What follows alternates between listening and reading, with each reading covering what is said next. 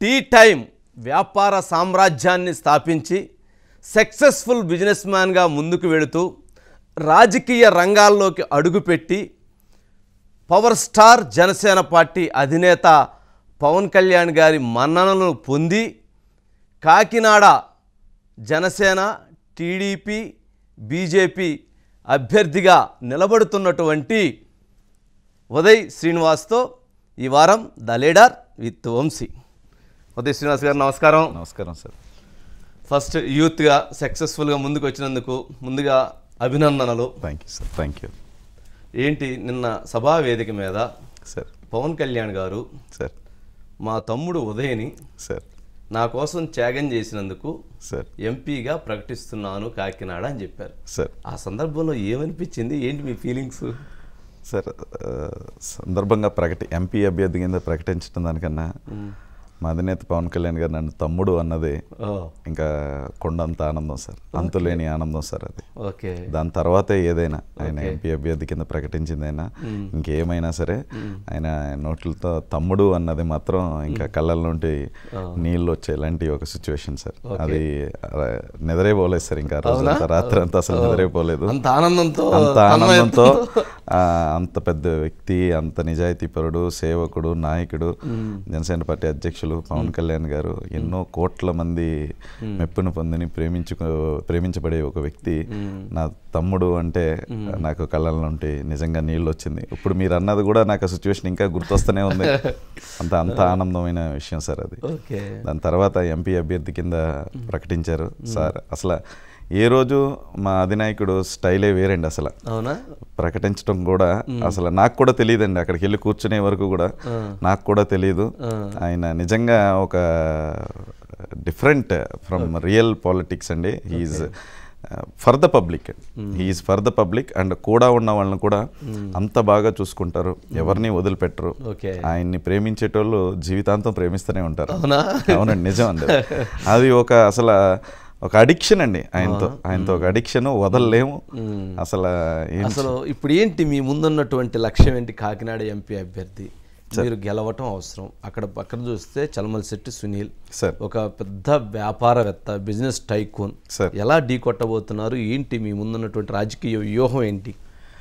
Sir Sunil గారు already 3 సార్లు పోటీ చేశారు. చాలా పెద్ద వ్యాపారవేత్త ఆయన.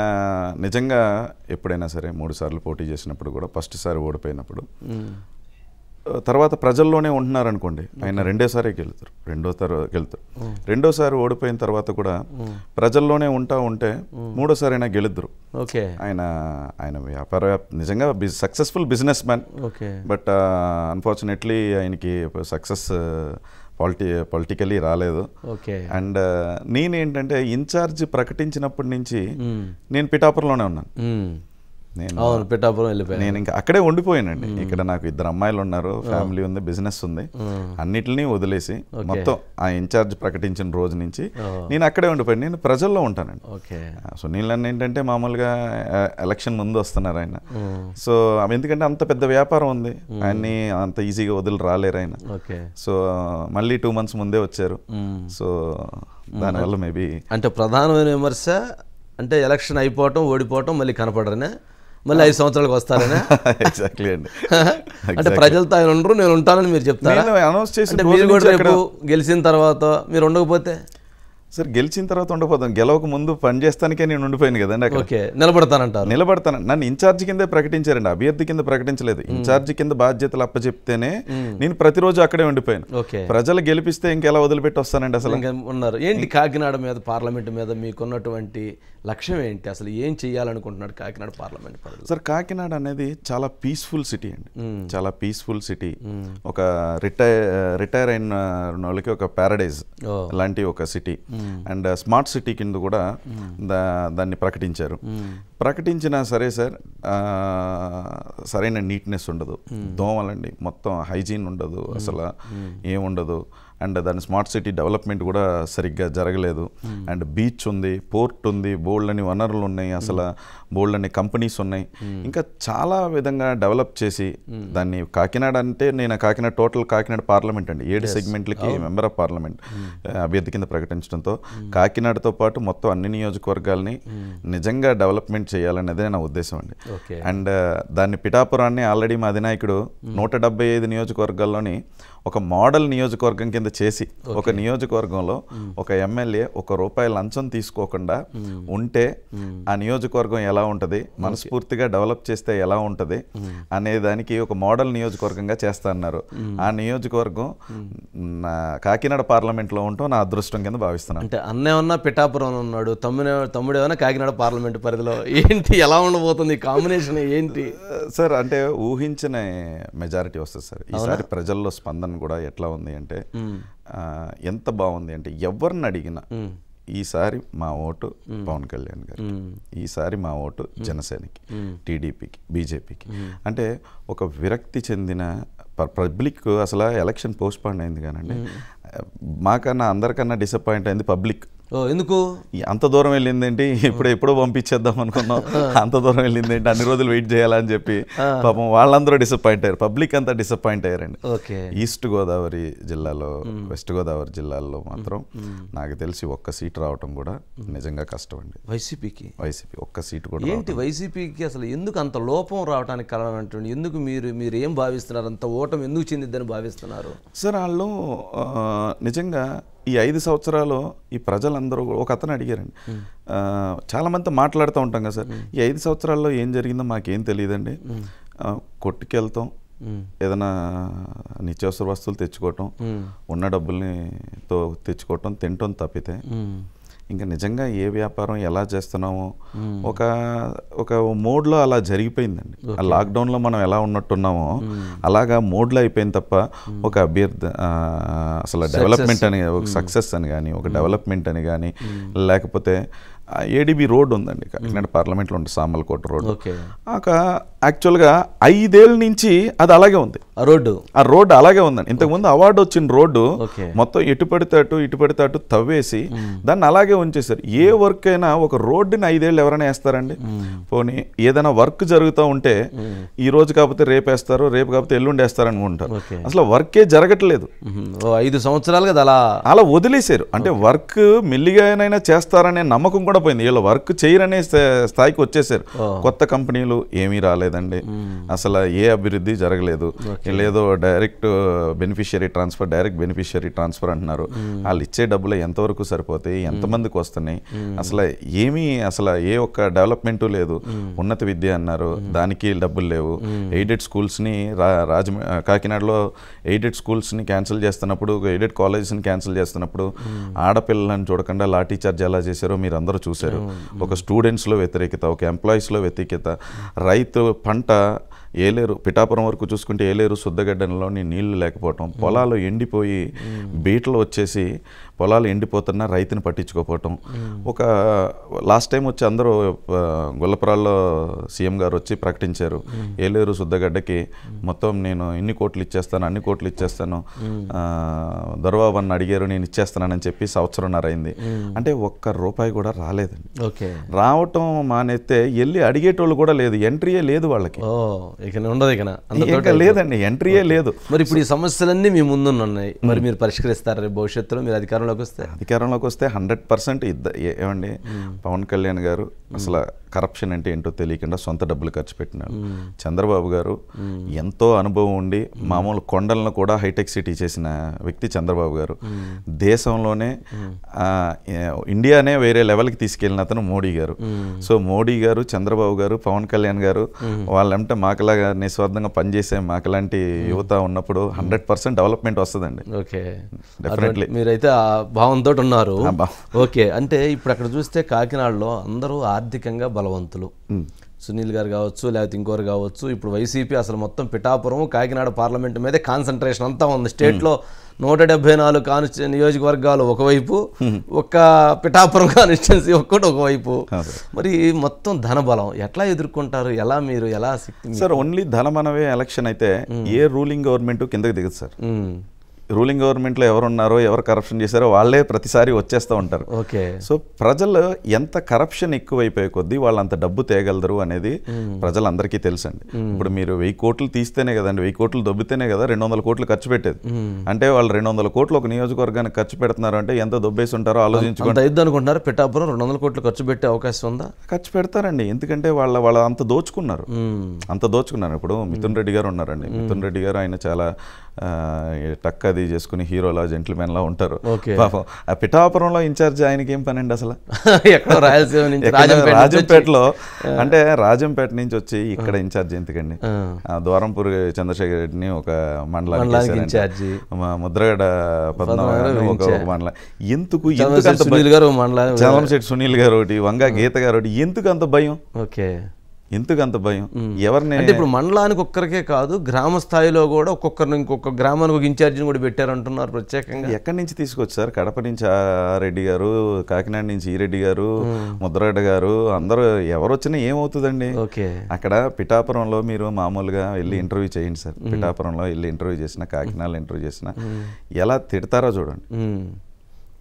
ప్రజలు ఎలా తిడతారో చూడండి. అసలు వాళ్ళని అసలు ఛాన్సే లేదండి. ఓకే. వీళ్ళు ఎన్ని ఎత్తుగడలు వేసినా, ఎంత డబ్బు ఖర్చు పెట్టినా 1,00,000 మెజారిటీ ఖాయమండి పిఠాపురం. అవునా? 1,00,000 మెజారిటీ. గతంలో జనసేన పార్టీ అధినేత పవన్ కళ్యాణ్ గారు భీమవరంలో కంటెస్ట్ చేసినప్పుడు ఊహించని విధంగా గాజువాక్ కావచ్చు, భీమవరం కావచ్చు, టార్గెట్ పెట్టి ఓడించారు. ఇప్పుడు పిఠాపురంలో కూడా అదే స్థాయి టార్గెట్ చేస్తున్నారు, అదే స్థాయిలో అదే లక్ష్యంతో పనిచేస్తున్నారు అనేది ఒక చర్చ జరుగుతుంది. అంటే దానికి ఉదాహరణ నిన్న లాస్ట్ టైం ఎవరైతే కంటెస్ట్ చేశారో శేష్ కుమార్ గారు 28,000 ఓట్లు వచ్చింది జనసేన పార్టీ తరఫున. ఆమె నిన్న తీసుకొని పోయి వైసీపీలో జాయిన్ చేసుకున్నారు. అంటే ఇటువంటి ఒక వ్యూహం ఉంది అంటున్నారు, ఏమంటారు దానికి? సార్ మామూలుగా మేము మా అధినేత పోటీ చేస్తాననగానే దగ్గర 160 మంది స్థానిక నాయకులు వచ్చి జనసేనలో జాయిన్ అయిపోయారు. జనసేనలో జాయిన్ అయిపోతే వీళ్ళేంటి 8 నెలల క్రితం రిజైన్ చేసిన ఆవిడ్ని వాళ్ళ చెల్లి ఆవిడ చెల్లి గారు ఆల్రెడీ కార్పొరేటర్ ద్వారంపూడి చంద్రశేఖర్ రెడ్డి గారి దగ్గర ఉంటారు.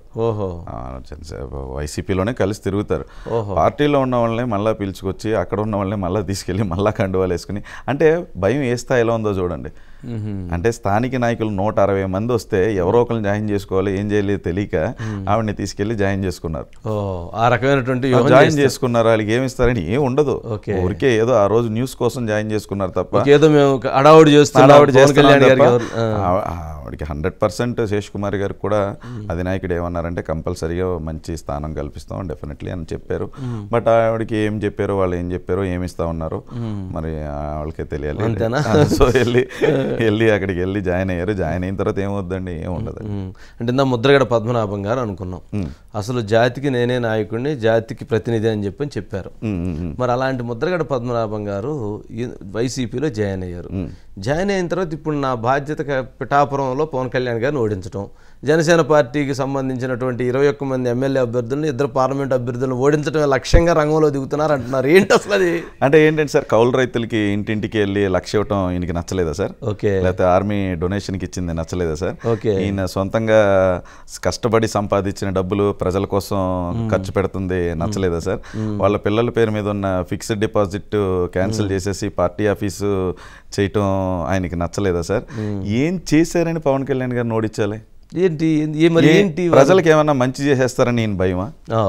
ప్రజలకు మంచి చేస్తారేమోననే, ప్రజలకు ఏమైనా మంచి చేస్తారని ఓడించాలి అంటే ఈ అన్యాయం చేసి ఉండాలి, తప్పు చేసి ఉండాలంటే ఓడించవచ్చు.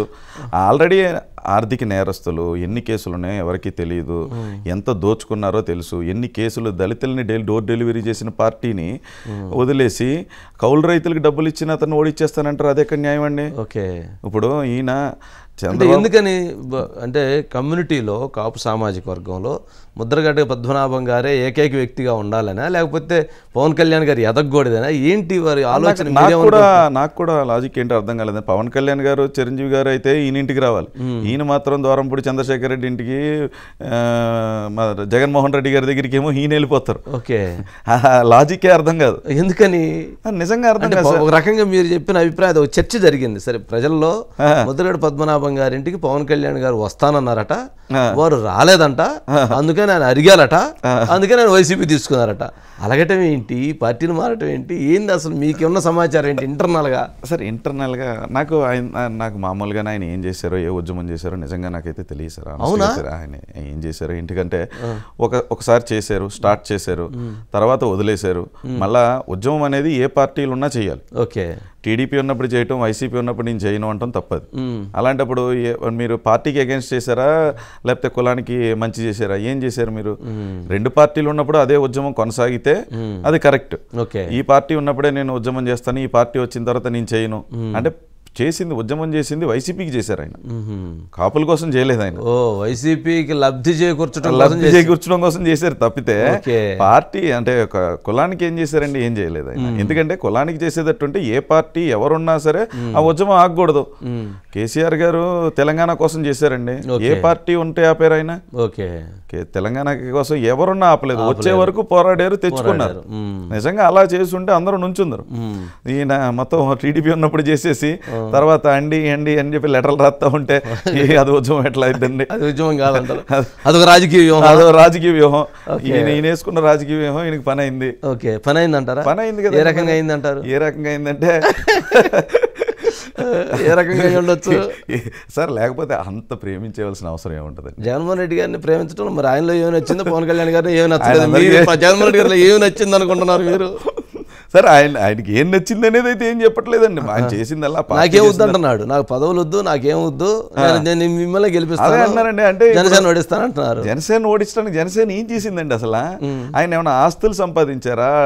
జనాల దగ్గర నుంచి ఏమైనా డబ్బులు లాక్కున్నారా? లేకపోతే ఈ వర్కులు ఆ వర్కులు ఎవరినైనా అడిగి సెంట్రల్ గవర్నమెంట్ అడిగి తెచ్చుకుని వర్కులు చేశారా? లేకపోతే ఎవరికైనా పోస్టింగ్లు వేయించుకున్నారా? ఆయన మొత్తం ఒక రోజు షూటింగ్కి వెళ్తే 2 కోట్ల రూపాయలు వచ్చేది. ప్రతి ఒక్కళ్ళు డబ్బే ఖర్చు పెట్టలేరండి. ఒక రోజు ఆయన షూటింగ్కి వెళ్తే 2 కోట్ల రూపాయలు వస్తుంది.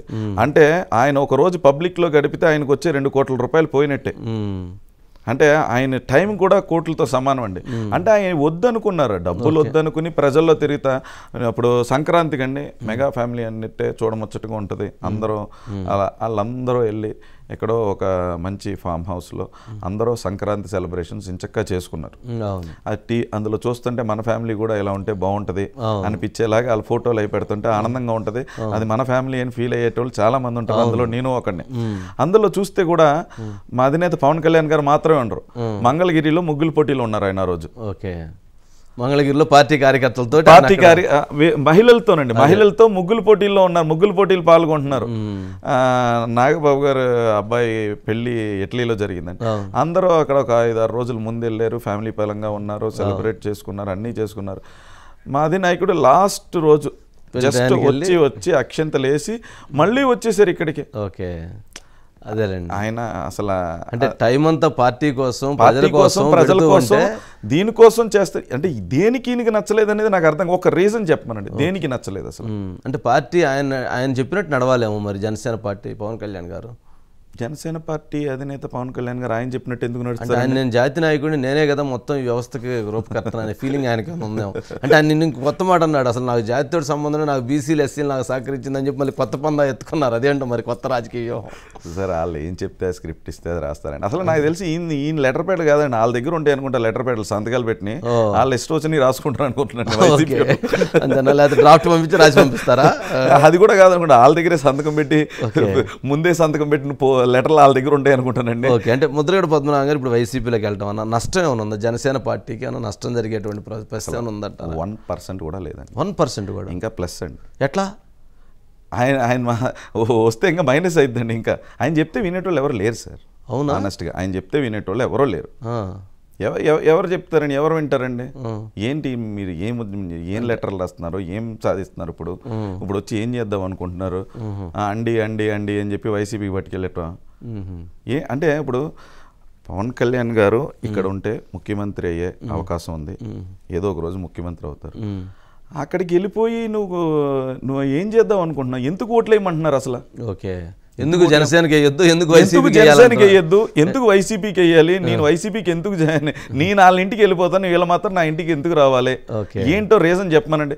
ఎందుకు లాస్ట్ గవర్నమెంట్లో టీడీపీ గవర్నమెంట్లో ఉంటో ఉద్యమం ఎందుకు చేశారు, ఇప్పుడు ఎందుకు ఉద్యమం ఆపేశారు? వయసు అయిపోయిందంటే వైసీపీకి ఓట్లు ఆడటానికి వయసు అవ్వలేదా, ఉద్యమానికి మాత్రమే వయసు అయిపోయిందా? ఓకే, అంటే ఇప్పుడు మీరు కాకినాడ ఎంపీ అభ్యర్థిగా కాకినాడ పార్లమెంటు మీరు నుంచున్నారు. ఆయన పరిధి, ఆయన గ్రామం కానీ ఆయన మండలం కానీ అదంతా కూడా ఇప్పుడు మీ పార్లమెంట్ పరిధిలోనే ఉంటుంది సార్. ఏం చెప్తారు ఆయనకి, మీరు ఇచ్చే సూచన ఏంటి, సలహా ఏంటి? మీరు అలాగే అటు సైడే ఉండండి, ఇంకా ఇలాంటివే చేయండి, ఏం పర్వాలేదు సార్.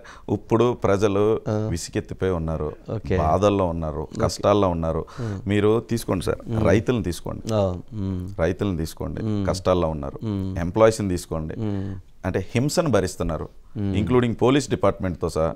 డ్వాక్రా గ్రూపులను చూడండి, వాళ్ళకు పెట్టుకున్న ఎల్ఐసి ప్రీమియం 1800 కోట్లు కూడా తీసేసుకున్నారు. డ్వాక్రా వాళ్ళని తీసేసుకోండి. స్టూడెంట్స్ ఉన్నారు, ఉన్నత విద్య లేదు, ఏమీ లేదు, అండ్ సరైన రీఎంబర్స్మెంటు లేవు. అండ్ మీరు ఇంకొకటి ఎగ్జాంపుల్ విద్యా కానీ లేకపోతే ఏదన్నా కానీ ఎనీ డిపార్ట్మెంట్ అండి, అసలు మీరు ఆల్ స్కీమ్స్, ఎంప్లాయీస్ కానివ్వండి, రైతులు కానివ్వండి, స్టూడెంట్స్ కానివ్వండి, బీసీ ఎన్ని కార్పొరేషన్స్ పెట్టారండి, దానివల్ల 76,000 కోట్ల నష్టం. డీబీటీ అంటున్నారండి. ఇప్పుడు డీబీటీ అనేది ఎప్పుడు సక్సెస్ఫుల్ అయ్యి, ఎప్పుడు జగన్మోహన్ రెడ్డి గారు ముఖ్యమంత్రి అయిదురు అంటేనండి, ఎస్సీ ఎస్టీ 27 సబ్ ప్లాన్స్ అలాగే ఉంచి నువ్వు డీబీటీ చేస్తే ముఖ్యమంత్రి 100% అవుదు. ఎస్సీ ఎస్టీ సబ్ ప్లాన్స్ అన్నిటినీ తీసేసి డీబీటీ ఒకటే ఉంచడం వల్ల దళితులకు వచ్చిన నష్టం 28,000 కోట్లు. నష్టపోయింది వాళ్ళు, దళితులకు అన్యాయం చేసి వాళ్ళ డబ్బులు తీసేసుకుని వాళ్ళ చంపేసి డోర్ డెలివరీ చేస్తే వాళ్ళ కోట్లు ఏమంటారు. బీసీలకి నువ్వు అన్ని బీసీ కార్పొరేషన్లో ఉండి అందరికీ డబ్బులు ఇచ్చి నువ్వు డీబీటీ చేసుంటే అప్పుడు ఓట్లు ఏమనండి ఆయన గెలుస్తారు. దానివల్ల మొత్తం బీసీ కార్పొరేషన్స్ అన్నీ తీసేసి వాళ్ళ స్థానిక నాయకత్వంలో రిజర్వేషన్ తగ్గించేయటం వల్ల కోల్పోయిన నాయకత్వం 16,000 మంది ఇది కోల్పోయారు, నాయకత్వం కోల్పోయారు. అలాగే బీసీ కార్పొరేషన్స్ డబ్బులు వేయకుండా ఈ డీబీటీ చేయటం వల్ల 76,000 కోట్లు బీసీలకి నష్టం వచ్చింది. ఇటు వాళ్ళు వేరు, అటు వాళ్ళు మొత్తం ఎవరండి ఉన్నది, ఎవరు బాగుపడ్డారు చెప్పండి ప్రభుత్వంలో? అసలు ఒక ఏ కంపెనీ అయినా మీరు ఫోన్ చేసి సార్ మేము కంపెనీ పెడదాం అనుకున్నారని చెప్పి ఎవరిని తెలియని వ్యక్తిని కాల్ చేయండి, అసలు ఇండస్ట్రియల్ పాలసీ ఇంకా రాలేదండి, వచ్చిన తర్వాత చెప్తామండి అంటారు. ఏ కంపెనీ, ఏ గవర్నమెంట్లో అయినా అలా ఉంటుందండి. ఒకటి పాలసీ రాలేదు, పాలసీ లిక్కర్ అన్నారండి, లిక్కర్ని ఏమంటారు దాని మీద, మద్యపాన నిషేధం అన్నారు. ఈయన చేసిందల్లా ఏంటంటే మద్యపాన నిషేధాన్ని 25 చేస్తాను అని చెప్పి చేయలేకపోయారు. అంటే ఓకే 25 అంటే కార్పొరేషన్ పెట్టారు. ఒక కార్పొరేషన్ పెట్టి కార్పొరేషన్ పెడతాం వల్ల నష్టం చెప్తున్నాను సార్. అది ఏం చేశారంటే ఏదైనా లిక్కర్ అమ్మితే ఆంధ్రప్రదేశ్ ట్రెజరీకి వస్తే అది డైరెక్ట్ ఆంధ్రప్రదేశ్ ట్రెజరీకి వచ్చింది లాభం, దాని మీద ఇన్కమ్ ట్యాక్స్ కట్టక్కర్లేదు. ఒక కార్పొరేషన్ పెట్టి ఆ కార్పొరేషన్కి డబ్బులు వేయించుకుని డైరెక్ట్గా మన దగ్గరికి వచ్చేదాన్ని మధ్యలో కార్పొరేషన్ పెట్టి ఆ కార్పొరేషన్లో డబ్బులు వేయించుకుని ఆ కార్పొరేషన్ లాభంలో ఉందని చెప్పి 100 కోట్లు ఇన్కమ్ ట్యాక్స్ కట్టి దాని మీద లోన్ తీసుకొచ్చారు. అంటే మనకొచ్చే డబ్బుకే మనం ఇన్కమ్ ట్యాక్స్ కట్టుకుని ఎవరైనా కేంద్రం నుంచి తెస్తారండి. అవును, మన స్టేట్ మాత్రమే అప్పు తెచ్చుకోవడం కోసం కేంద్రానికి డబ్బులు కట్టేసి దాని మీద 25 ఏళ్ళకి ఇప్పుడు సుబ్బారావు ఉన్నాడంటే సుబ్బారావు ఈ రోజే కాదు 25 ఏళ్ళు తాగుతాడు.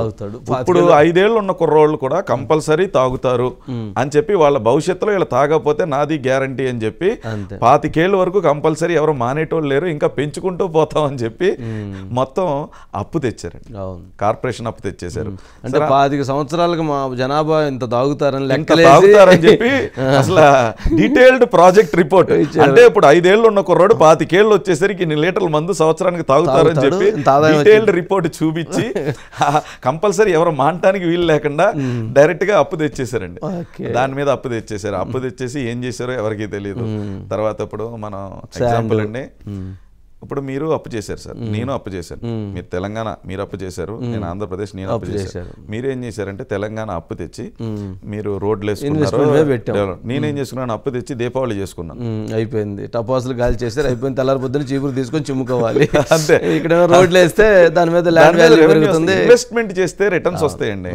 ఎప్పటికప్పుడు అలాగా బెల్లం అలాగా పంచేరా లేదో కూడా నిజంగా యాక్చువల్గా ఏంటంటే అండి, కాంట్రాక్టర్స్కి ఎవరికి పేమెంట్స్ లేవు. అంటే ఇండియన్ లీగల్ సిస్టంలో కూడా వాళ్ళు కోర్టుకి వెళ్ళారు, ఇమ్మన్నది కంటెంప్ట్ ఆఫ్ కోర్ట్ వేసారు, ఇమ్మన్నారు, కోర్టు ఇమ్మంది ఇవ్వలేదు, కంటెంప్ట్ ఆఫ్ కోర్ట్ వేసారు ఇవ్వలేదు, పెద్ద కోర్టులకు వెళ్ళారు ఇమ్మన్నది ఇవ్వలేదు, కంటెంప్ట్ ఆఫ్ కోర్ట్ వేసారు ఇవ్వలేదు. అసలు ఇండియన్ లాకి తెలియట్లేదు, గవర్నమెంట్ ఇలా తప్పు చేస్తే ఏం చేయాలనే లా లేదనుకుంటారు. చదవాలి, కొత్త రాజ్యాంగం రాయాలి. ఎందుకంటే అంత దారుణంగా ఉండొచ్చు, ఎవరైనా ఉండబోతారని చెప్పి ఇండియన్ లెజిస్లేటివ్ మన లీగల్ దానికే తెలియదు, జ్యుడిషియరీకే తెలియకుండా అంత పెద్ద యాక్టివిటీ జరుగుతుందండి ఆంధ్రప్రదేశ్. శాండ్ ఏమంటారు మరి సార్? శాండ్ సరే, ఇది లెక్కర అయిపోయింది. శాండ్ అయితే పబ్లిక్ ఎవరో చూడలేదు సార్, ప్రైవేట్ ఒక కంపెనీ ఉంది, ఆ కంపెనీ చేసుకుంటున్నారు, వాళ్ళకి కావాల్సిన వాళ్ళకి ఇచ్చుకుంటున్నారు తప్ప పబ్లిక్ కానీ లేకపోతే ఇల్లులు కట్టుకునేటోళ్ళు కానీ ఏమీ ఎవరో చూడలేదు సార్. జగనన్న కాలనీస్ అని కట్టారండి, కడతాం కూడా ఎంతవరకు ఉండే సార్, అది అన్ని ఏ స్టేజ్కి వచ్చి ఆగిపోయినాయి మీరు గమనించాలి సార్. ఒక ల్యాండ్ 15 లక్షలది 45 లక్షలు కొంటాం, ఆ ప్రోగ్రామ్ కంప్లీట్ చేశారు, అందులో లాభం, ఆ లోయలో ఉన్నాయి కొంటాం, గ్రావెల్ దాన్ని ఫిల్ చేయాలి, దానికి ఒక సెపరేట్ కాంట్రాక్ట్, గ్రావెల్ ఫిల్ చేసే దానికి ఒక ఇది అది కంప్లీట్ అయింది. తర్వాత ఐరన్ అండ్ ఓవర్ వీళ్ళదే, అది కొనాలి, ఫౌండేషన్ వేయాలి, అది అంతవరకు కంప్లీట్ అయింది. సిమెంట్ భారతీయ సిమెంట్ అంతవరకు కంప్లీట్ అయింది. దాని తర్వాత వీళ్ళ దగ్గర ఉన్న అన్ని కంప్లీట్ అయిపోయిన తర్వాత దాన్ని వదిలేశారు. అంటే ఇప్పుడు ఇటుక వ్యాపారం కూడా పెట్టిస్తే పోయిద్దాం, అది కూడా అయిద్దాం, ఇంకేమీ లేదండి అందులో. సో అందులో వాళ్ళ దానికి శాండ్ కావాలి, ఆ శాండ్ వెళ్ళే సప్లై అంతవరకు అయిందండి. దాని తర్వాత దానికి సార్ ఇప్పుడు 25,000 ఇల్లు ఒక దగ్గర ఇస్తున్నప్పుడు ఒక డ్రైనేజ్ సిస్టమ్ అనేది కట్టించాలి కదా. ఒక లేఅవుట్ నువ్వు ప్రైవేట్ లేఅవుట్ వేస్తే దానికి పవర్ ఉండాలి, డ్రైనేజ్ ఉండాలి. ఏ జగనన్న కాలనీకి డ్రైనేజ్ ఉందండి? లేదు. డ్రైనేజ్ లేకుండా ఇంకుడు 25,000 మంది చిన్న చిన్న అగ్గిపెట్టె లాంటి ఇంట్లో ఉండి ఇంటి ముందు డ్రైనేజ్ వదిలేసుకో అంటే వాళ్ళ ఆరోగ్యం పట్ల గవర్నమెంట్కున్న చిత్తశుద్ధి ఏంటండి అసలు? వాళ్ళ ఆలోచన ఏంటి? వీళ్ళందరూ మొత్తం అసలు అనారోగ్యాలు అయిపోవాలనా? కొన్ని అనారోగ్యాలు అయిపోతే ఆరోగ్యశ్రీ ఏం పని చేస్తుందండి? ఏమీ పని చేయట్లేదు, ఏమీ లేదు అసలు. కొన్ని రోజుల క్రితం అయితే మెడికల్ కౌన్సిల్ ఆఫ్ ఇండియా ఏదో సెంట్రల్ గవర్నమెంట్ వెబ్సైట్లో వీళ్ళకి ఏమీ సప్లై చేయకండి, వీళ్ళు డబ్బులు ఎవరని చెప్పి వెబ్సైట్లో పెట్టారండి. బ్యాంక్ వాళ్ళు పెట్టారు, హెల్త్ వాళ్ళు పెట్టారు, ఏమీ సప్లై చేయకండి వీళ్ళు డబ్బులు ఎవరని చెప్పి పెట్టారండి. ఎవరికి డబ్బులు ఇస్తున్నారు? జనరల్గా బిజినెస్ మ్యాన్ గా ఉన్నారు సార్. ఇప్పుడు జగన్మోహన్ రెడ్డి గారు చేస్తున్నాడు, ఆయన ఒక బిజినెస్ మ్యానే సార్. అంటే ఏంటి వారిలో ఇటు అడ్మినిస్ట్రేషన్కి అట్లాగే బిజినెస్ మ్యాన్కి వారు రెండిట్లో తారతమ్యాన్ని ఏం గమనించారు సార్? బిజినెస్ నిజాయితీగా చేస్తే తక్కువ లాభం వస్తుంది సార్, నిజాయితీ లేకుండా చేస్తే ఎక్కువ లాభం వస్తుంది. ఆయన పవర్ని మొత్తం ఒకే బిజినెస్ని మోనోపాలీ చేసుకోవటం, sand monopoly, liquor monopoly, mining monopoly. You take any business in government ads, మీ మీడియాకి ఏమొస్తున్నాయి అసలు? నాకు జీరో, మీకు జీరో, ₹1 మీడియా యాడ్స్ జీరో. ఈ వాలంటీర్ సిస్టమ్ కొనవలసిన పేపర్ కూడా వారి వరకు వస్తుంటాయి, అదే వాళ్ళకేనండి మోనోపాలీ అంటున్నా, వాళ్ళ వరకే. అందరికి రావాల్సింది మొత్తం ఆయన ఒక్కలే. అదే అన్న, శాండ్ అందరికి వెళ్ళవలసింది ఆయన ఒక్కడే, లిక్కర్ అందరికి వెళ్ళవలసింది ఆయన ఒక్కలే. కాంట్రాక్ట్స్ మీరు చూడండి, ఏ కాంట్రాక్ట్స్కి ఎవరు ఆయనకు కావాల్సిన కాంట్రాక్ట్స్కి మాత్రమే ఇస్తారు. ఆ కాంట్రాక్ట్స్ బిల్స్ ఆయన ఒక్కలే మోనోపాలీ, మీడియా యాడ్స్ ఆయన ఒక్కరే మోనోపాలీ. ఏదైనా మోనోపాలీ ఆయనకి సంబంధించి రిలేటెడ్ ఉంటేనే అది బిజినెస్. ఆయన ఒక్కళ్ళే చేసుకుంటున్నారు బిజినెస్. ఇప్పుడు నేను 10 కొట్లు ఉన్నాయి అనుకోండి, అందులో ఒక కొట్టు అంటే బిజినెస్. ఎవడు పెట్టినా కొడతాను, నాదొకటే 9 కోట్లు తాళాలు నాదొకటే చేయండి అంటే అది బిజినెస్ ఎట్లా అవుతుంది సార్? అది మోనోపాలీ, అది మాఫియా, అంతే లిటరల్లీ అంతే. డిక్టేటర్‌షిప్ లో ఒక రూల్ ఉంటుంది. అంటే ఇప్పుడు జనరల్ గా బీజేపీ కలిసిన తర్వాత సార్ టీడీపీ జనసేన కాంబినేషన్ బాగానే ఉంది, కానీ బీజేపీ కలిసిన తర్వాత కొంత గ్రాఫ్ డిస్టర్బ్ అయింది, కొంత డిస్కషన్ జరుగుతుంది అంటున్నారు. ఏమంటారు దానికి మీరు? సరే, గ్రాఫ్ డిస్కషన్ ఏమీ లేదు సార్, అసలు గ్రాఫ్ విపరీతంగా పెరిగిందండి. ఎందుకంటే మీరు ప్రజలు ఏమన్నా చూసుకోండి, ఈ లాస్ట్ 10 yearsలో మీరు చూసుకుంటే యాజ్ ఎ సిటిజన్గా, యాజ్ ఎ పొలిటీషియన్లా కాకుండా యాజ్ ఎ సిటిజన్గా నేను చెప్తున్నాను, నాకైతే ఒక టెర్రరిస్ట్ అటాక్ జరగలేదు సార్. ఒక్క టెర్రరిస్ట్ అటాక్ చేయాలి. First of all we are winning there. మన కంట్రీ జోలికి ఎవరు రావట్లేదు ఫస్ట్ ఆఫ్ ఆల్. అండ్ మన ఇండియాని గ్లోబల్ ప్లాట్ఫామ్లో పెట్టి జయశంకర్ గారు అన్నారండి ఒక ఇది, what is your opinion, are you standing with America are you standing with China అని అడిగితే ఆయన చెప్పారు, we are India and we have our own stand. నేను ఎవరి సైడ్ నుంచోబెట్టలేదు. అంటే గ్లోబల్లీ మన ఇండియాకంటూ ఒక డెసిషన్ ఉంది. ఆ ఇండియా డెసిషన్ తీసుకుంటే తప్ప వాళ్ళు తీసుకున్న డెసిషన్ సైడా మీరు తీసుకున్న డెసిషన్ సైడా నేను ఉండను. గ్లోబలీ ఇండియన్ డెసిషన్కి వాల్యూ పెంచడం కానివ్వండి, లేకపోతే అమెరికా శాంక్షన్స్ వేసినా సరే, రష్యన్ ఆయిల్ కొనద్దు అన్నా సరే, మా కంట్రీ పీపుల్ కోసం ఇండియా ఫ్రెండ్లీ రష్యన్ ఆయిల్ని చేసుకోవటం కానీ, ప్రజలకి ఏది మంచి అయితే అది చేస్తూ, and globally we have our stand and pride Indian స్టాండ్ని తీసుకెళ్ళి గ్లోబల్ ప్లాట్ఫామ్లో ఎదిగించిన అతను మోడీ గారు. అలాగే ఈయన చేస్తున్న స్కీమ్స్ కూడా రైతులకి 13,500 ఇస్తానని చెప్తే అందులో సగం ఇచ్చేది సెంటర్. అవును, ఇల్లు కడతానని చెప్పిన దాంట్లో 1,80,000 ఇచ్చేది సెంటర్. సో ఇవన్నీ సెంటర్ ఇస్తుందని పబ్లిక్ తెలుసండి. ఓకే, అంటే అంత క్లియర్గా ఉన్నప్పుడు జనరల్గా అంటే జనసేన, టీడీపీ, బీజేపీ 3 పార్టీల సింబల్స్ ఉన్నాయి. ఓటు ట్రాన్స్ఫర్ అయ్యిద్దంటారా, పూర్తి స్థాయిలో కన్వర్ట్ అయ్యిద్దంటారా, ఎక్కడైనా గ్యాప్ ఉందంటారా? సార్ అవగాహన లేకుండా ఓటేసేటోళ్ళు ఎంత పర్సంటేజ్ ఉంటారు అనుకుంటారు సార్? ఎక్కడ ఉండరు సార్. అది ఆ ట్రాన్స్ఫర్ అనేది అంటే పర్ఫెక్ట్గా జరుగుతుంది. ఎవరు ఎక్కడున్నారో ఓటర్ అనేది ఇట్స్ వెరీ ఇంటెలిజెంట్. మీరు ఇప్పుడు ఎంత మీడియా వచ్చింది, ఎంత సోషల్ మీడియా వచ్చింది, దే ఆర్ ఆల్ ఎడ్యుకేటెడ్. వాళ్ళు ఎవరైనా ఏం చేయాలి అంటే సార్ వాళ్ళు మభ్య పెట్టగలరంటూ ఎవరైనా ఉన్నారు అంటే ఈ వాలంటరీలో 80 దాటిన వాళ్ళని ఎత్తికెళ్ళి వాళ్ళతో పాటు కూడా వెళ్ళి ఏమైనా నొక్కితే నొక్కాలి తప్ప, మామూలుగా పబ్లిక్లో సొసైటీలో ఉండి అంటే కరెక్ట్గా అంటే పనిలోకి వెళ్ళే అతనో, లేకపోతే ఇంట్లో ఉండే ఆడావిడో, ఉద్యోగం చేసే అతనో, వ్యాపారం చేసే అతనో ఎవరు వేయరు సార్. చిన్న ఎవరు అంత పర్ఫెక్ట్గా ఇది ఇక్కడ ఈరోజు జనసేన, టీడీపీ, బీజేపీ ముగ్గురు కలిశారు. ముగ్గురు కలిసి ఇక్కడ ఎంపీ బీజేపీ నుంచి ఉంటుంది, లేకపోతే టీడీపీ ఎమ్మెల్యే నుంచి ఉంటుంది, ఇక్కడ జనసేన ఎంపీ ఎమ్మెల్యే నుంచి ఉంటుంది అని చూసుకుని చాలా అంటే కేర్ఫుల్ అండి. మళ్ళీ 5 ఏళ్ళు ఏమవుద్దురా అని భయం. ఏమన్నా తప్పుగా చేసామంటే మళ్ళీ 5 ఏళ్ళకి ఏమవుద్దో తెలియదు అన్న భయం సార్. ఆ భయాన్ని అంత భయపడిపోతా ఉన్నారు. సో చాలా జాగ్రత్తగా వేస్తారండి. భయంతో జాగ్రత్తగా వేస్తారు.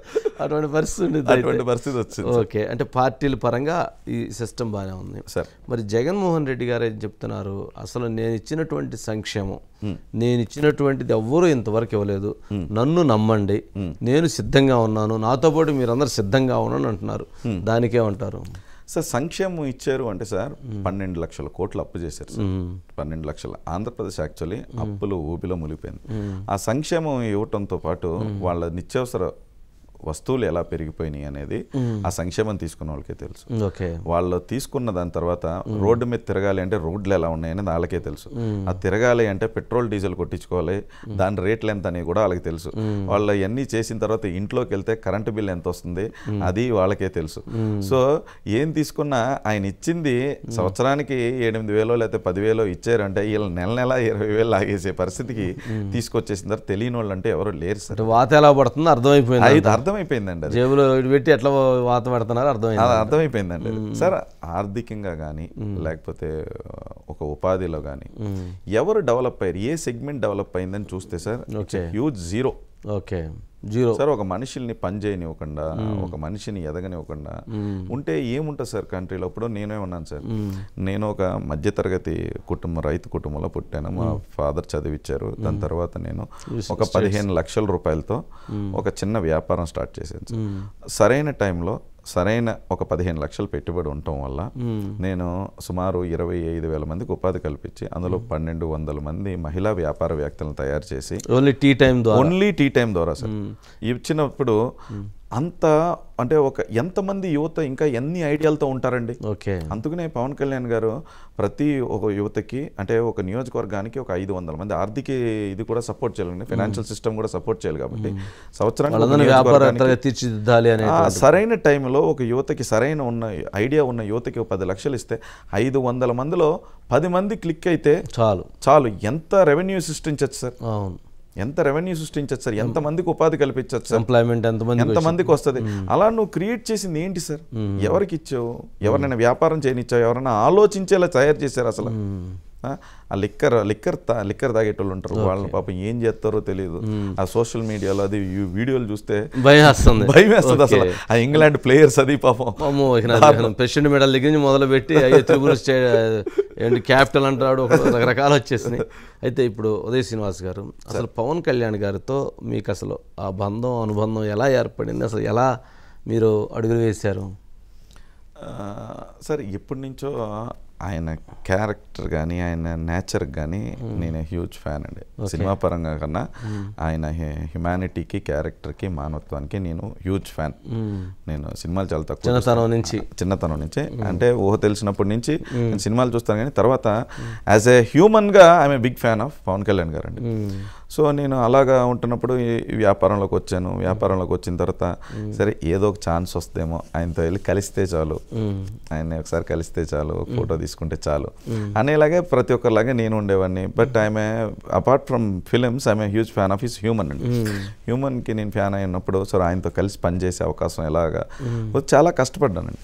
చాలా కష్టపడి నేను మా అధినేత పవన్ కళ్యాణ్ గారు కూడా నాకు ఉత్తినే ఏమీ ఒక ఇన్ఛార్జ్ ఇచ్చేయలేదండి. నేను సంవత్సరంన్నర ఎవరో వస్తారండి, ఒక అతను ఆటోలో దిగి వస్తారు, నేను పెద్ద కారులో వెళ్తాను, ఆయన సీనియర్, ఆయన కూర్చోబెడతారు, నన్ను నుంచోబెట్టేవారు.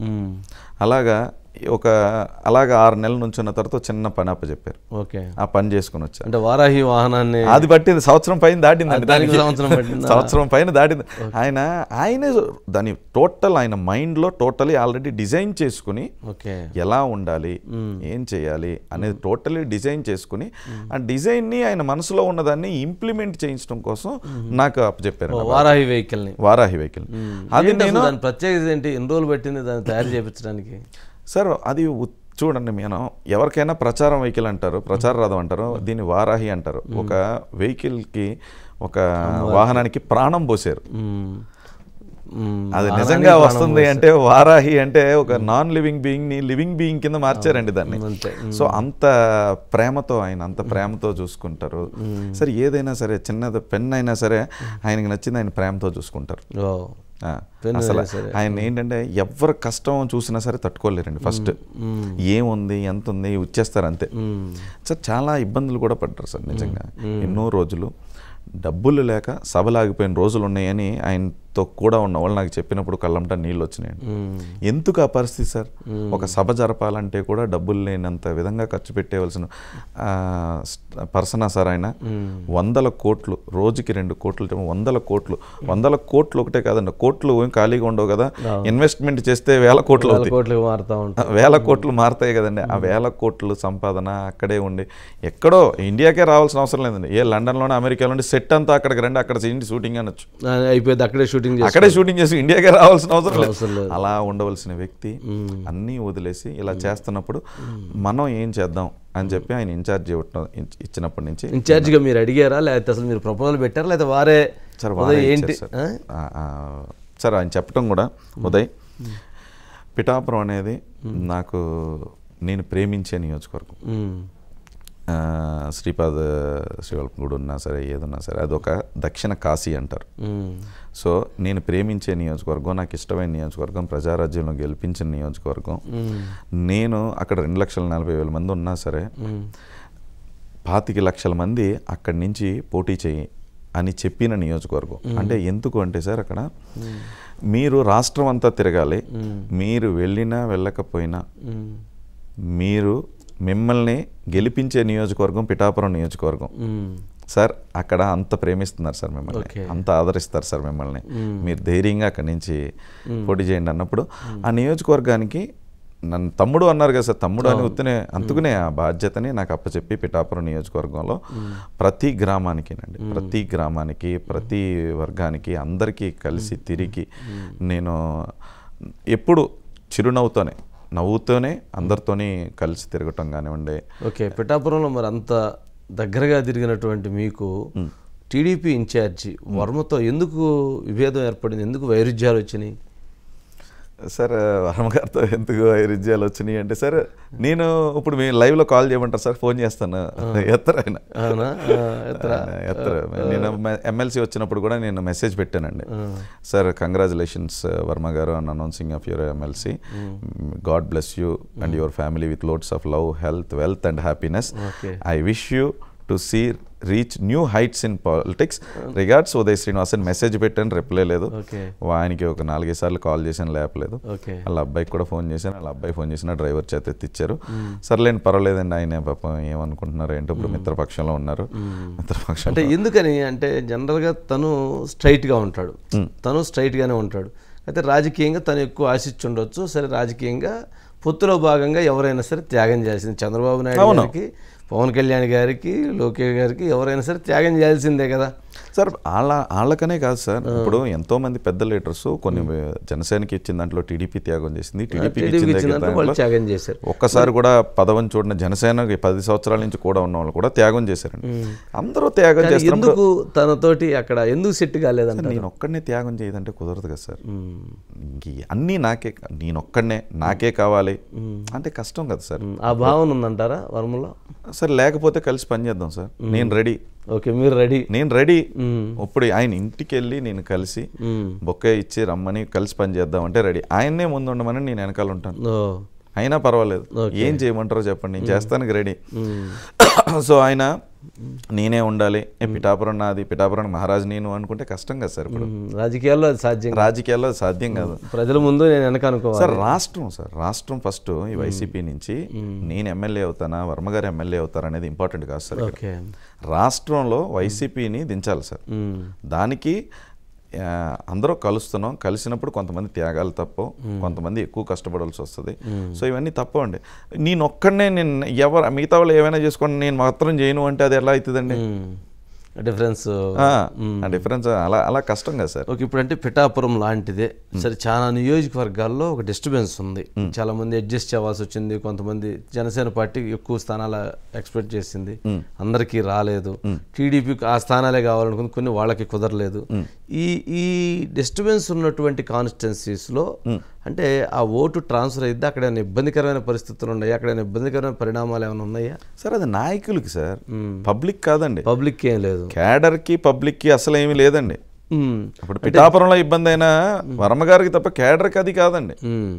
అంటే ఇప్పుడు అదే పరిస్థితి చాలా మంది జనసేన పార్టీ నాయకుల్లో ఎవరైతే సీట్లు ఆశించి రానటువంటి వాళ్ళు అసంతృప్తితో ఉన్నారు, వాళ్ళందరూ కూడా పార్టీని వేడాలని కానీ లేదా ఒక కన్ఫ్యూజన్లో ఉన్నారని చర్చ జరుగుతుంది. ఎంతవరకు అదే సార్ అంటాను, అది ఏమిస్తారు దానికి మెసేజ్ మీరేం చెప్తారు సార్?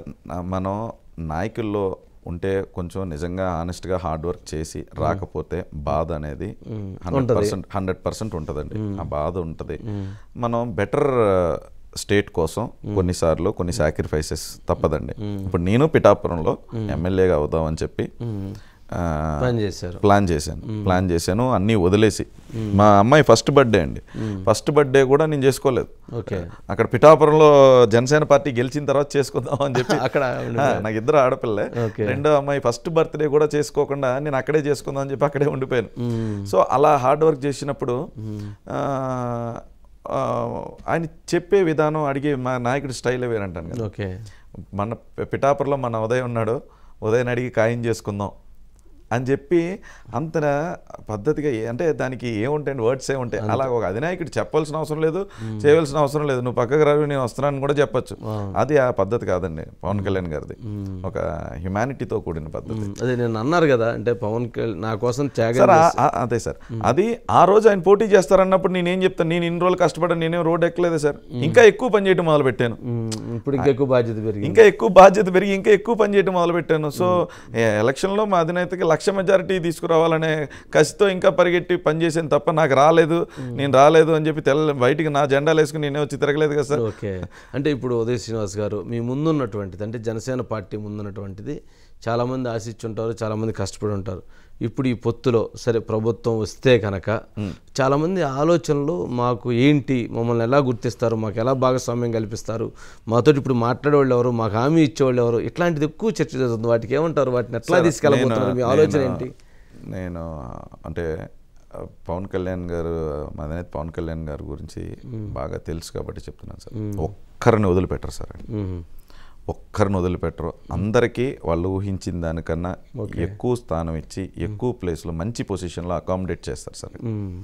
సరే ఇప్పుడు శేష్ కుమారి గారు ఇందాక వెళ్ళి జాయిన్ అయిపోయింది అన్నారు కదా, జాయిన్ అయిపోయారు అన్నప్పుడు ఆవిడ వెళ్ళి ఏం అడగలేదండి, కానీ సార్ పిలిచి అన్నారు 100% మాట్లాడారా? అంటే ఆవిడ రాలేదు, బట్ చెప్పారు కమ్యూనికేషన్ 100% నాతోనే చెప్పారు. 100% ఉదయ్ మనం గవర్నమెంట్ వచ్చిన తర్వాత ఆవిడకి మంచి పొజిషన్లో మనం ఇవ్వాల్సిన బాధ్యత మంది, 100% మనం చేసి పెడదాం అని చెప్పారు. నేను కూడా డెలివరీ చేశాను, అది ఆమెతోనే కలిసి మాట్లాడాను చెప్పాను. బట్ ఆమె అమెరికా వెళ్ళిపోతానన్నారు, ఆమె వైసీపీలో ఉందని తెలియలేదు. అమెరికా యూఎస్ వెళ్ళిపోతారు అనుకున్నారు, జాయిన్ అయ్యే వెళ్ళిపోతారు అసలు తెలియలేదు పాపం. అది ఓకే. అంటే ఎక్కువగా అంటే రాయలసీమ ప్రాంతంలో కూడా ఓన్లీ 2-3 స్థానాల వరకే పరిమితం అయ్యారు. ఏంటి, ఎందుకని సార్? అదే అంటున్నాను కదా సార్, అంటే ఒక పార్టీ అనేది మొత్తం 175 చేయాలని కోరుకుంటుంది. అన్ని 40 ఏళ్ళ నుంచి ఉన్న పార్టీ తెలుగుదేశం కూడా త్యాగం చేసినట్టే కదా సార్, త్యాగం చేసినట్టే కదా. సో అలాగా రాయలసీమలో సార్ రీజియన్ వైజా లేకపోతే కాన్స్టిట్యున్సీ వైజా కాదు సార్, యాజ్ ఏ స్టేట్ 175 మన ఆంధ్రప్రదేశ్లో ఉన్నాయి.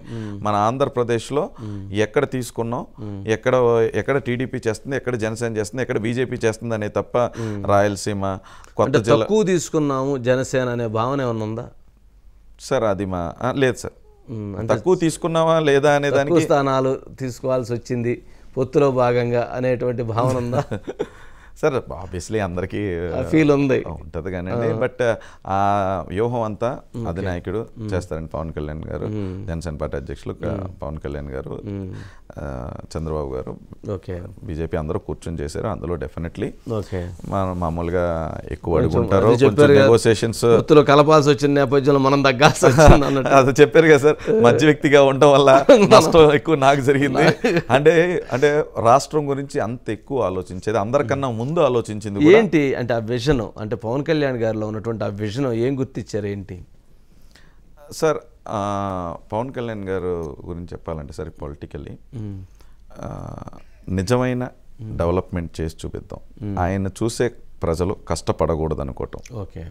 ఒక యువకుడికి ఆయనకి అంటే ఎంతో ఒక చదువుకోవాల్సిన, అంటే బాగా చదవగలడు, అవకాశం ఉండదు.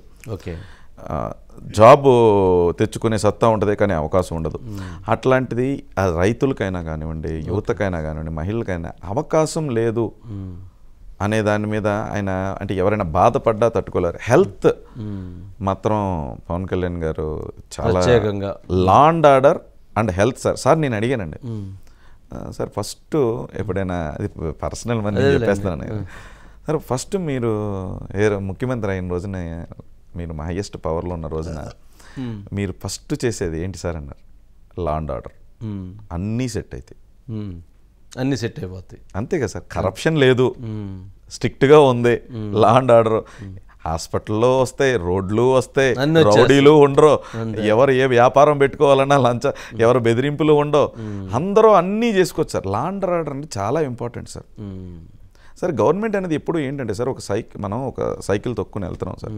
సైకిల్ తొక్కుని వెళ్తున్నప్పుడు మనం కష్టపడుతున్నాం, వెళ్తున్నాం. ఎదురుగాలి ఇస్తే ఎక్కువ కష్టపడాలి, తక్కువ డిస్టెన్స్ వెళ్తాం. సరే మనతో పాటు గాలి వేసింది అనుకోండి, తక్కువ ఎఫర్ట్తో ఎక్కువ వెళ్తాం. గవర్నమెంట్ అనేది ఎప్పుడు ఎవరికైనా ఒక మనతో పాటు ట్రావెల్ చేసే గాలిలో ఉండాలి. ఇది ఎదురుగుండా వచ్చే తుఫాన్లా ఉందండి వైసీపీ.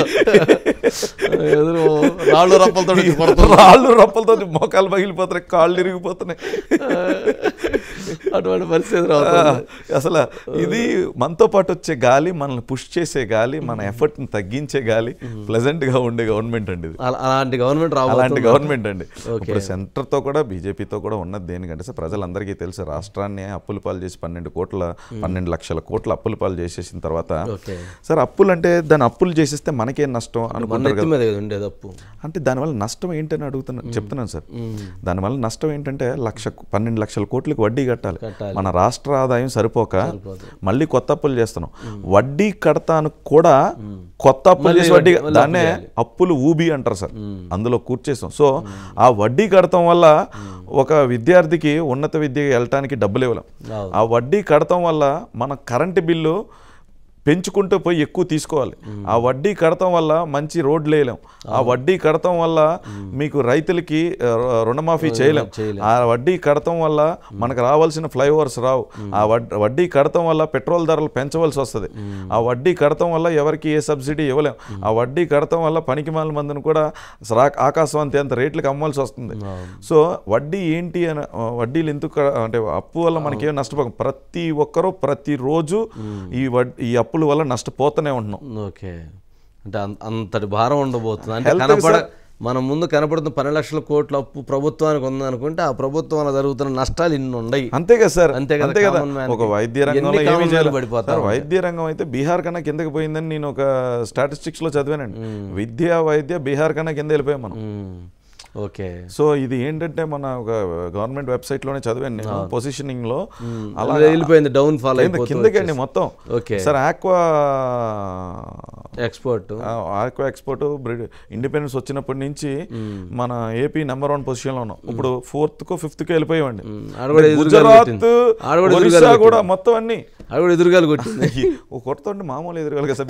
మీరన్నారు ఎగ్జాక్ట్ రాళ్ళు రప్పలు వచ్చి మొఖాలు పగిలిపోతున్నాయి. గమ్యానికి ఇంకెళ్ళే పరిస్థితి లేదు. సరే ఎక్కడ ముందుకెళ్ళడం వదిలేసండి, ఇక్కడ ఉండి అడ్డుకుంటే పరిస్థితి కూడా లేదు.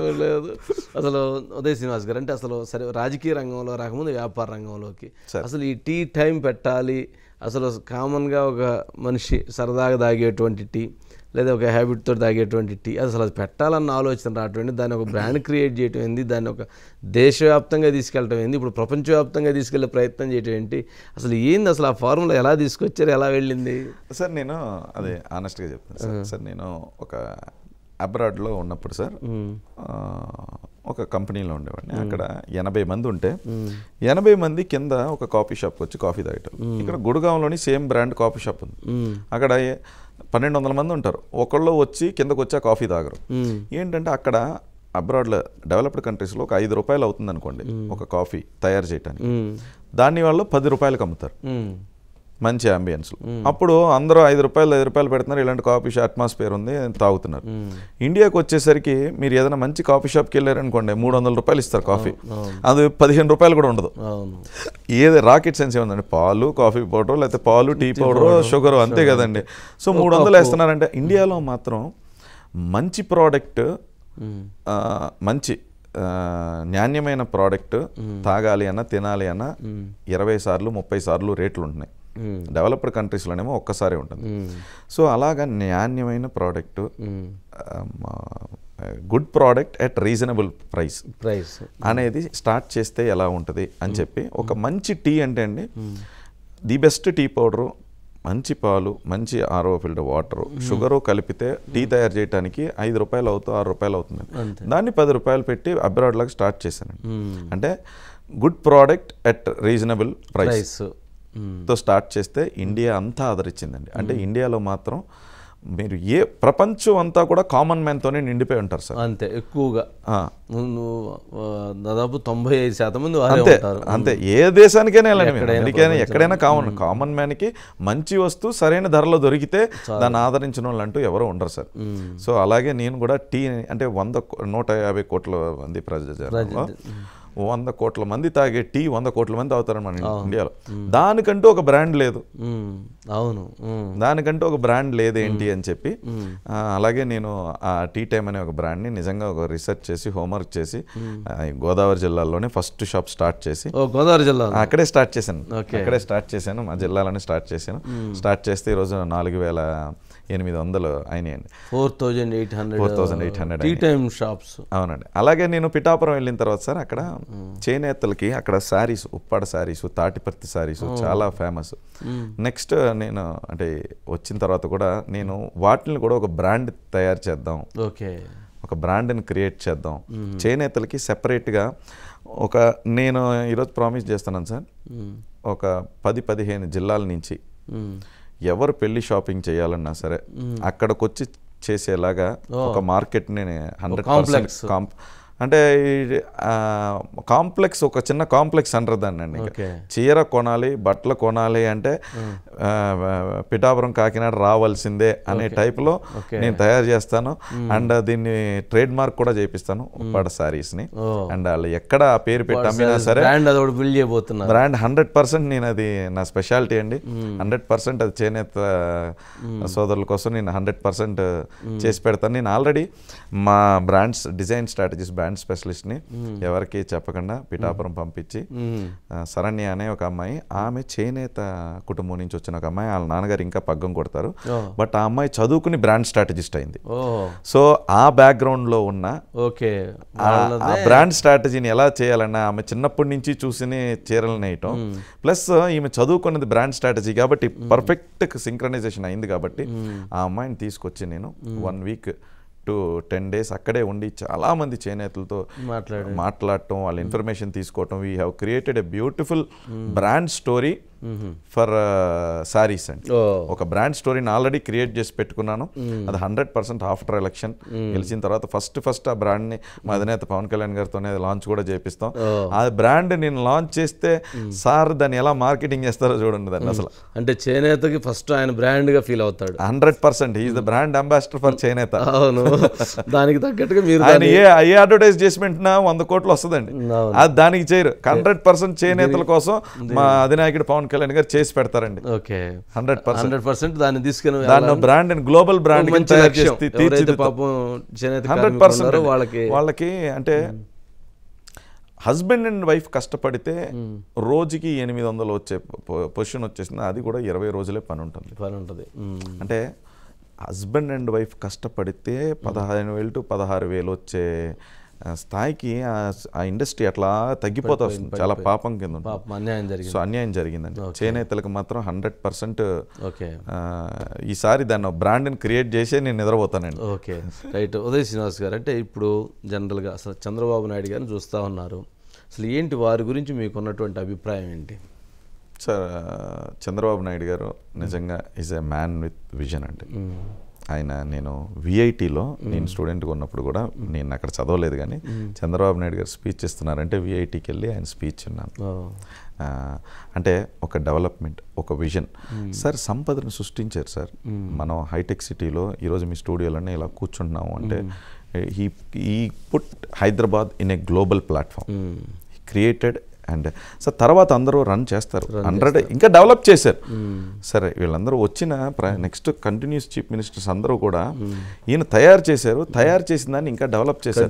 But he is a creator. అలాంటి క్యాపిటల్ లేదు మనకేంటి సార్, మనం అన్నిటికన్నా ఇంపార్టెంట్ క్యాపిటల్ టాపిక్ మర్చిపోయాం సార్.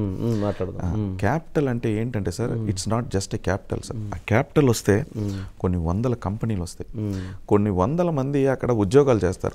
దానివల్ల లాభం ఏంటంటే ఆ ఎంప్లాయీస్కి వచ్చే జీతాలు, ఆ కంపెనీ సృష్టించే సంపదలో జిఎస్టీ మన రాష్ట్రానికి కడతారు, మన వాటా వస్తుంది. వాళ్ళ ఎంప్లాయీకి వచ్చే జీతాల్లోంచి వాళ్ళ ఖర్చు పెట్టేదంతా కూడా మన ప్రాంతంలో ఖర్చు పెడతారు. ఖర్చు పెట్టినప్పుడు జిఎస్టీ ఎక్కువ అవుతుంది, రెవెన్యూ క్రియేట్ అవుతుంది. రెవెన్యూ క్రియేట్ అయినప్పుడు బోల్డ్ సంక్షేమం చేయొచ్చు. క్యాపిటల్ వచ్చిందంటే 4 బిల్డింగ్లో లేకపోతే 10 రోడ్లో కాదండి, దాని మీద వచ్చే ఆదాయం పెరిగితే రాష్ట్రం ఎంతో అభివృద్ధి చెందుద్ది. ఇంకా పక్కన డెవలప్మెంట్ జరుగుతాయి, ఇన్ఫ్రాస్ట్రక్చర్ డెవలప్ అవుతుంది, కొన్ని బోల్డ్ అంతా ట్రాన్స్పోర్ట్ డెవలప్ అవుతుంది, షాపింగ్ డెవలప్ అవుతుంది, రెస్టారెంట్స్ డెవలప్ అవుతాయి, స్కూల్స్ డెవలప్ అవుతాయి, హాస్పిటల్స్ డెవలప్ అవుతాయి. ఈ డెవలప్ అయినాయి అంటే అంత ఉపాధి జరుగుద్ది.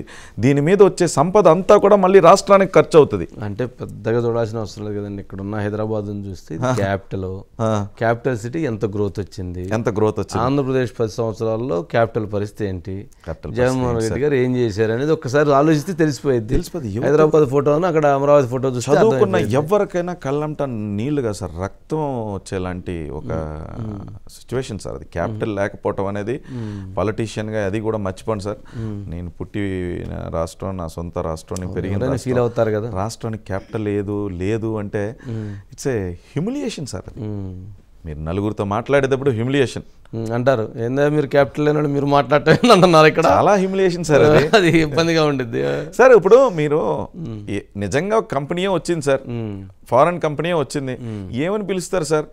పవర్ హాలిడే ఇస్తున్నాం ఇక్కడికి రండి, లేకపోతే మా రోడ్లు ఇంత బాగున్నాయి ఇక్కడికి రండి, లేకపోతే మా క్యాపిటల్ ఇంత అభివృద్ధి చెందింది ఇక్కడికి రండి, ఇక్కడ నుంచి మీ కంట్రీకి డైరెక్ట్ ఫ్లైట్స్ ఉన్నాయి ఇక్కడికి రండి, ఇక్కడ నుంచి కనెక్టివిటీ ఉంది ఇక్కడికి రండి, ఏం రమ్మండి ఏం చెప్పి పిలుస్తారు మీరు? పిలవడానికి ఏమీ లేదు, పిలవడానికి ఏమీ లేదు అసలు. ఏదైనా డెవలప్ చేస్తే కదా సార్. ఎక్కడికి రావాలంటే తెలవదు సార్, ఎక్కడ రావాలి మీటింగ్ అంటే మా క్యాపిటల్ అదండి, మా మీటింగ్ ఎక్కడ పెడతారు సార్? కర్నూలు రమ్మనాలా, వైజాగ్ రమ్మనాలా, అమరావతి రమ్మనాలా, ఎక్కడికి రమ్మంటారు? వాళ్ళని ఎక్కడ ఉంచుతారు? వాళ్ళని ఎందులో తిప్పుతారు? ఏ రోడ్ల మీద తిప్పుతారు?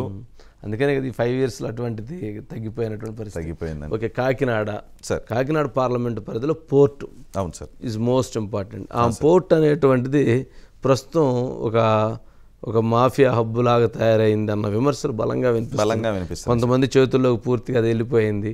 దాంట్లో రైస్ మాఫియా లేదా ఆయిల్ మాఫియా ఇట్లాంటివన్నీ అక్కడ ఎక్కువైపోయినాయి బాగుంది. నేను వింటైతే గంజా కూడా విన్నానండి.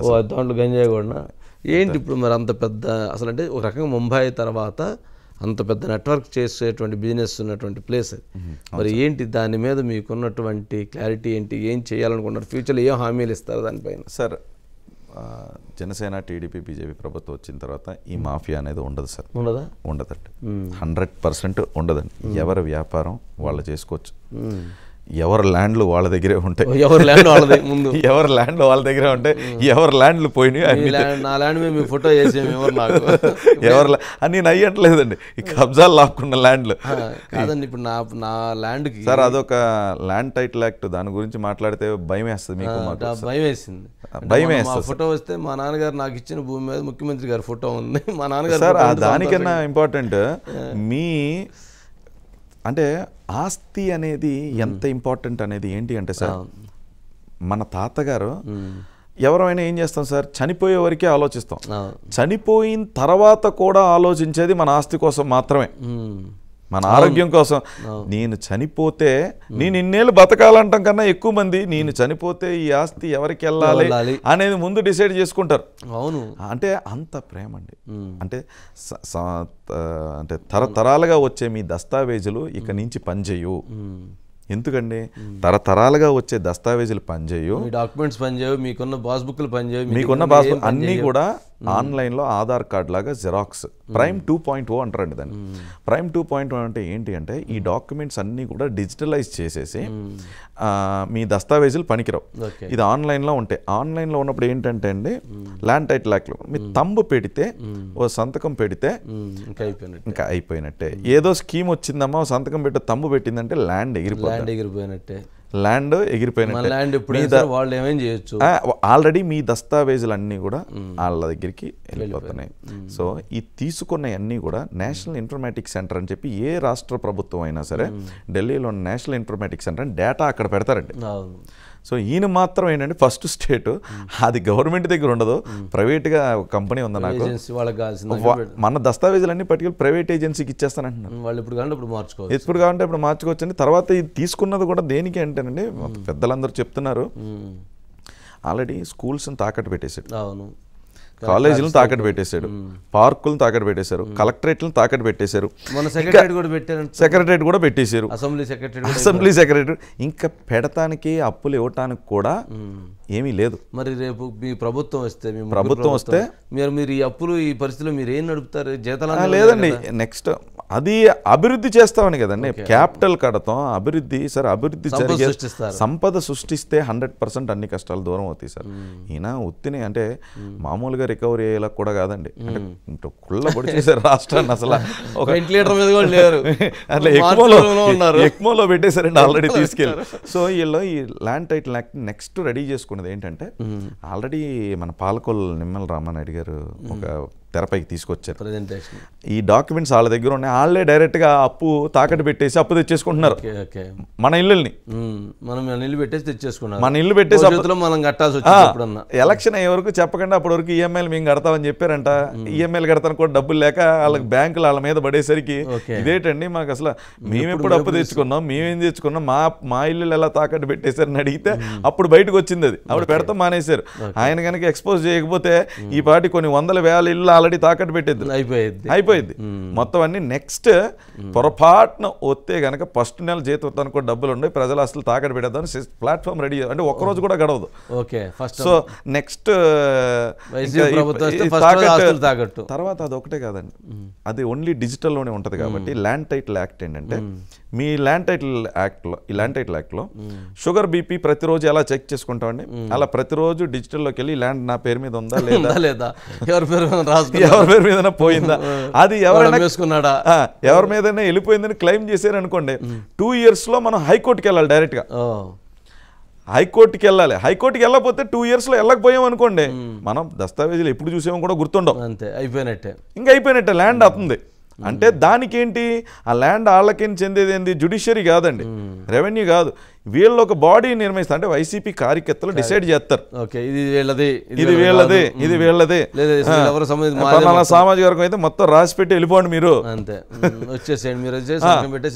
మీ కమ్యూనిటీ అయితే అసలు మొత్తం ఇంకా ఎవరి దగ్గర ఏమీ లేదు, వచ్చి రాసి పెట్టేసి స్టేట్ వదిలి వెళ్ళిపోండి అంతే.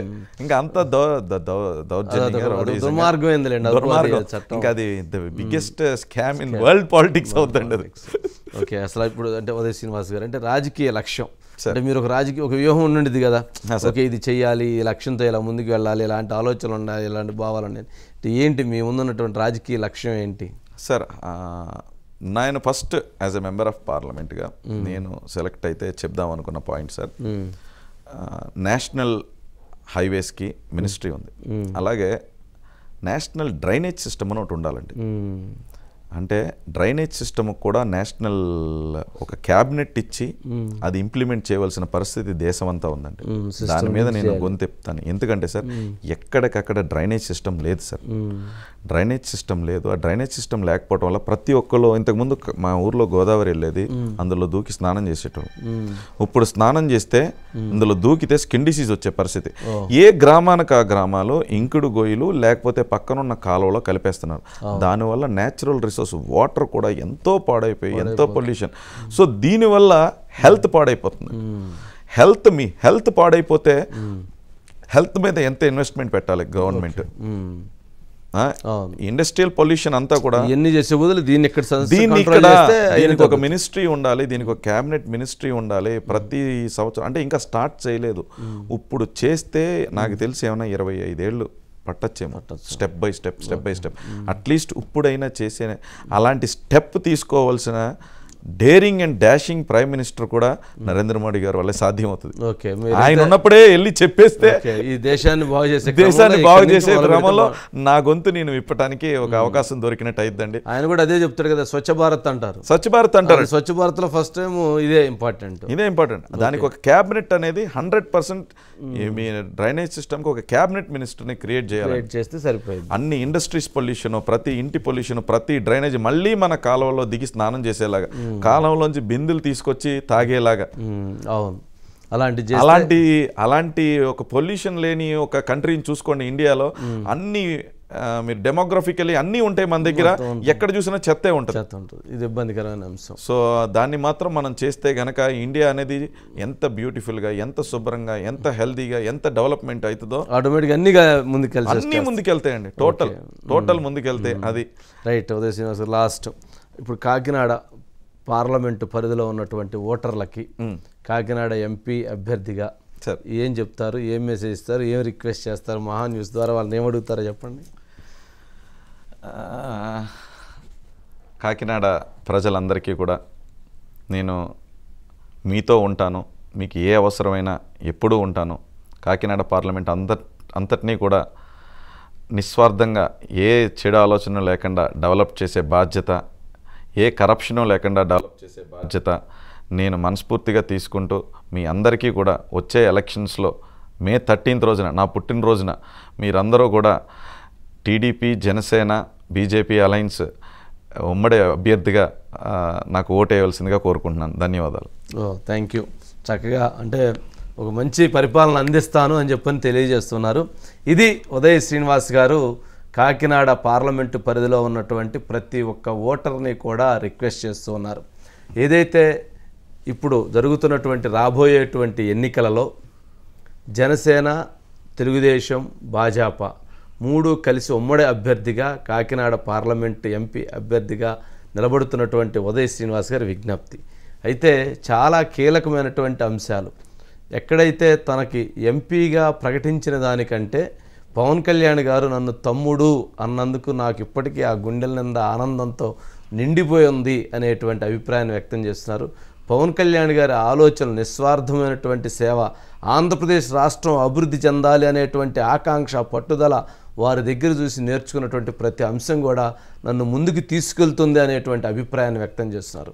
అదేవిధంగా పిఠాపురంలో ఎవ్వరు వచ్చినా సరే, వైసీపీ ఎన్ని ఎత్తులకు పై ఎత్తులు వేసినా, ఎన్ని వందల కోట్లు ఖర్చు పెట్టినా సరే పిఠాపురంలో గెలిచేది పవన్ కళ్యాణ్ గారే, కాకినాడ పార్లమెంట్లో గెలిచేది ఉదయ్ శ్రీనివాస్ అనేటువంటి అభిప్రాయాన్ని కూడా వ్యక్తం చేస్తున్నారు. ఆంధ్రప్రదేశ్ భవిష్యత్తు గురించి, ఆంధ్రప్రదేశ్ భవిష్యత్తు తరాల గురించి ప్రజలు ఆలోచించి ఓటు హక్కును వినియోగించుకోవాలని కూడా వారు కోరుతూ ఉన్నారు. ఇది ఈ వారం the leader with Vamsi Uday శ్రీనివాస్తో. థ్యాంక్ యూ అండి ఉదయ్ శ్రీనివాస్ గారు, థ్యాంక్ యూ సో మచ్.